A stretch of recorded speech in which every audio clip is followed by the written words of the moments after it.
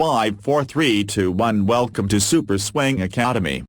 Oke, Super People, trader, dan investor, audio cuan kali ini kita akan melanjutkan cara menghitung rasio keuangan. Nah, di audio cuan sebelumnya kita udah bahas ya, atau kita udah hitung rasio likuiditas, diantaranya itu adalah current ratio, quick ratio, dan cash ratio. Kemudian kita juga udah menghitung rasio aktivitas, diantaranya adalah asset turnover atau ATO, inventory turnover atau ITO, dan receivable turnover atau RTO. Nah, di audio cuan kali ini kita akan coba bahas atau kita akan coba hitung rasio solvabilitas. Yang pertama itu adalah debt to equity ratio. Nah, langsung aja kita hitung untuk debt to equity ratio, yaitu rumusnya adalah total utang dibandingkan dengan total equity.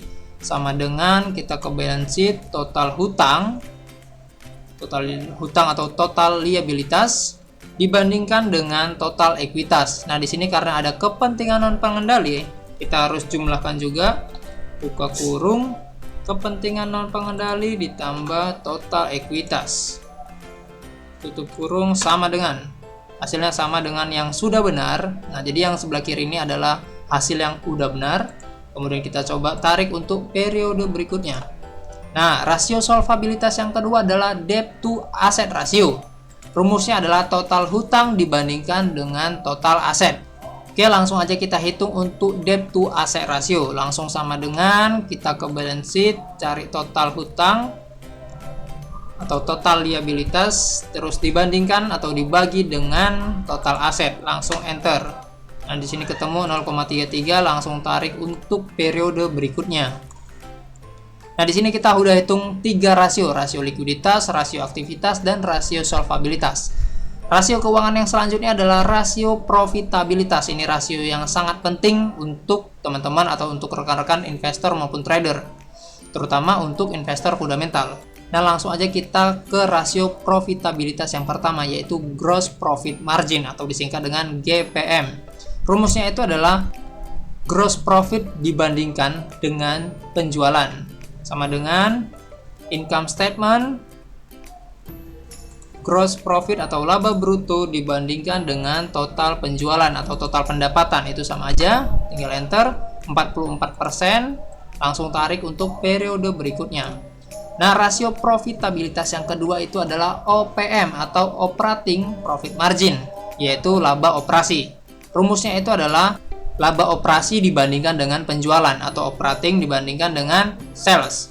Langsung sama dengan income statement, kita cari laba operasi atau laba usaha, itu sama aja, dibandingkan dengan penjualan.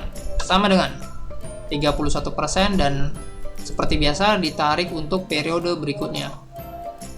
Nah, rasio profitabilitas yang ketiga ini cukup sangat penting ya, di mana rasio profitabilitas yang ketiga ini adalah net profit margin, yaitu laba bersihnya.